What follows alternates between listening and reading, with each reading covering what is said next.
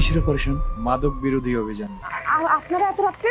আপনাকে আমাদের সাথে যেতে। সত্য ঘটনার অনুপ্রেরণায় সিনেমা বা কন্টেন্ট নির্মাণে জুড়ে নেই নির্মাতা রায়হান রাফির। একের পর এক দর্শক প্রিয় কাজ দিয়ে ইতিমধ্যেই তিনি তা প্রমাণ করেছেন।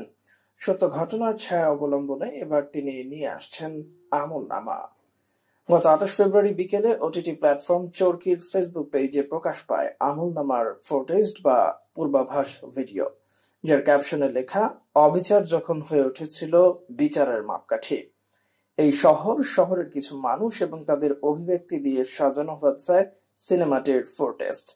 ভিডিওর প্রথম দিকের কিছু দৃশ্য আর সংলাপে ধারণা করা যায় কয়েকজন মাদক বিরোধী অভিযানের কথা বলে একজনকে তার বাসা থেকে ধরে নিয়ে যাচ্ছে। এরপর নানা রকম অভিব্যক্তিতে ধরা দেন এর অভিনয় শিল্পীরা। সেখানে গল্প বা চরিত্রের কোনো ধারণা পাওয়া যায়নি। কোন সত্য ঘটনার অনুপ্রেরণা নিয়েছেন নির্মাতা তা এখনই বলতে চান না রায়হান রাফি। জানালেন দর্শকরাই সেটা আবিষ্কার করুন। রাফির কথায়, আমি বরাবরই নতুন কিছু করার চেষ্টা করি। এবারের নতুনত্বটা গল্পে, এরকম গল্পে কাজ হয়নি বললেই চলে।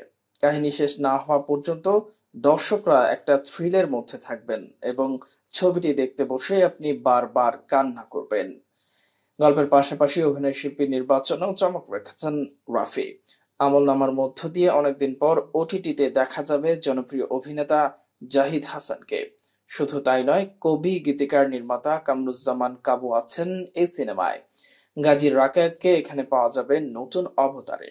অভিনেত্রী তমা মির্জা ও সারিকা সাবরিন আলো ছড়াবেন সিনেমায়। জাহিদ হাসান বলেন, সত্য ঘটনার ছায়া অবলম্বনে নির্মিত হচ্ছে আমলনামা। আমরা আমাদের চরিত্রের মাধ্যমে যে ঘটনা তুলে ধরার চেষ্টা করেছি সেগুলো যেন আর না ঘটে, সেজন্যই কাজটি করা।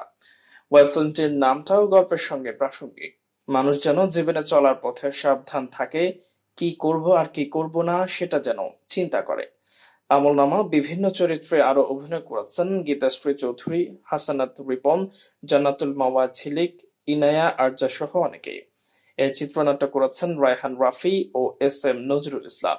খুব শিগগিরই সিনেমাটি আসছে চরকি অরিজিনালে।